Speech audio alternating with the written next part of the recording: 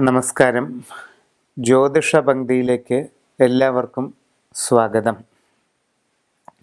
യന്ത്രങ്ങളും രത്നങ്ങളും എന്ന വിഷയത്തെപ്പറ്റിയാണ് ഇന്ന് പ്രതിപാദിക്കുന്നത്. വിവിധ ഉദ്ദേശ്യങ്ങൾക്കായി താന്ത്രികമായ യന്ത്രങ്ങൾ എഴുതി പൂജ ചെയ്ത് ദേഹധാരണം നടത്തുന്നത് പൊതുവെ നൂറ്റാണ്ടുകളായി നമ്മുടെ നാട്ടിൽ നിലനിന്നു വരുന്ന ആചാരമാണ്.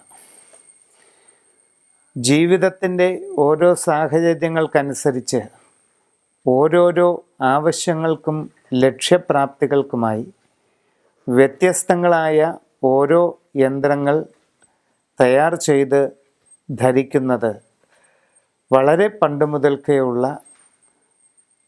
നമ്മുടെ നാട്ടിലെ ഒരു ആചാരം തന്നെയാണ്. അശ്വതി മുതൽ രേവതി വരെയുള്ള 27 നാളുകാർക്കും അവരവരുടെ ഇപ്പോഴുള്ള ഗ്രഹസ്ഥിതി അനുസരിച്ച് ഉദ്ദേശിക്കുന്ന കാര്യസിദ്ധിക്ക് വേണ്ടിയും തൽക്കാല ക്ലേശ നിവാരണത്തിന് വേണ്ടിയുമൊക്കെ ഏതേത് യന്ത്രങ്ങൾ ധരിക്കാമെന്നും അത് എപ്രകാരം ഉപയോഗിക്കാമെന്നും വ്യക്തമാക്കുകയാണ് ഇന്ന് ചെയ്യുന്നത്.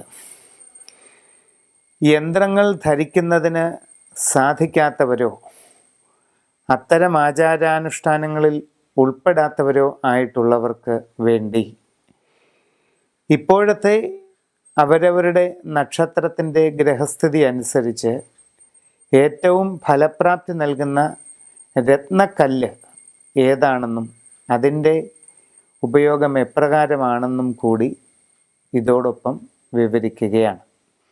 അശ്വതി മുതൽ രേവതി വരെയുള്ള 27 നാളുകാരുടെയും യന്ത്രങ്ങളും രത്നങ്ങളും ഏതൊക്കെയാണ് ഇപ്പോൾ ഉപയോഗിക്കേണ്ടത് എന്ന് പറയുന്നു.